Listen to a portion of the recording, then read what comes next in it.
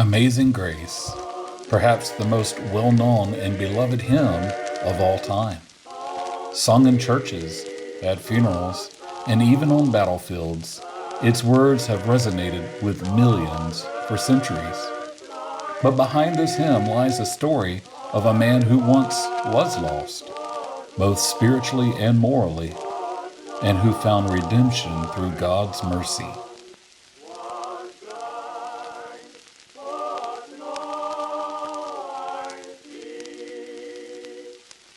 The words of Amazing Grace were written by John Newton, a man whose life was a testimony to God's transforming power. But Newton wasn't always a man of faith. In fact, for much of his early life, he was far from it. Born in 1725 in London, England, Newton was raised by a Christian mother who instilled in him the basics of faith. But she died when he was just 6 years old.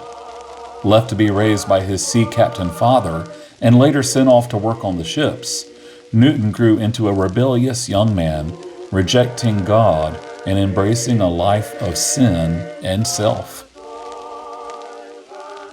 Newton eventually found himself deeply involved in the slave trade, working aboard ships that transported men, women, and children from Africa into horrific conditions.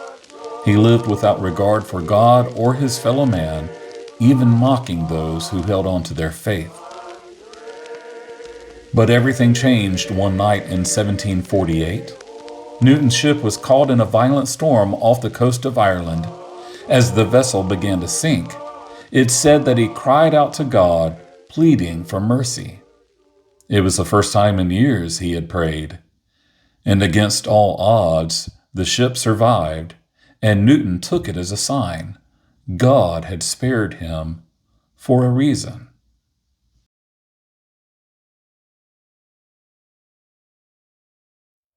This moment was the beginning of his transformation. Though it would take years before he fully renounced the slave trade and his involvement in it, the seeds of repentance had been planted. Newton eventually left his life at sea, became a Christian minister, and dedicated himself to preaching the gospel. He became an influential voice in the fight to end slavery, working alongside William Wilberforce to see it abolished in England. In 1772, nearly 25 years after his dramatic conversion, Newton wrote the words to Amazing Grace as part of a sermon for New Year's Day. The lyrics reflected his own journey from a lost sinner to a man redeemed by grace. He wrote, "Amazing grace, how sweet the sound that saved a wretch like me. I once was lost, but now am found, was blind, but now I see." After his time as a minister, Newton eventually became an advocate for the abolition of slavery, influenced by his own experiences and his faith. Though it was written as a simple hymn, Amazing Grace took on a life of its own. Years after it was written, a new and popular stanza appeared from another writer, appearing in Harriet Beecher Stowe's novel, Uncle Tom's Cabin.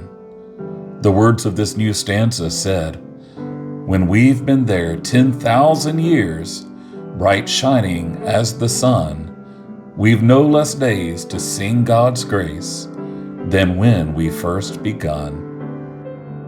Over the centuries, Amazing Grace has been sung in grand cathedrals and small churches, on battlefields and at notable buildings of government, during moments of great suffering and hope. It became an anthem during the American Civil Rights Movement, reminding people that grace is available to all who seek it. Today it is one of the most recorded songs in history, performed by artists from every genre. But no matter who performs it, its message remains the same. God's grace is truly amazing. John Newton's life reminds us that no one is beyond God's redemption. If he could take a man lost in sin and turn him into a minister of the gospel, then His grace can transform any of us. What does Amazing Grace mean to you? What's your favorite verse of Amazing Grace? I would sure love to hear about it. Here in just a moment, you're going to see and hear my own piano rendition of this classic hymn, played by my own hands. I hope it is a blessing to you. May today we all be reminded of God's amazing grace.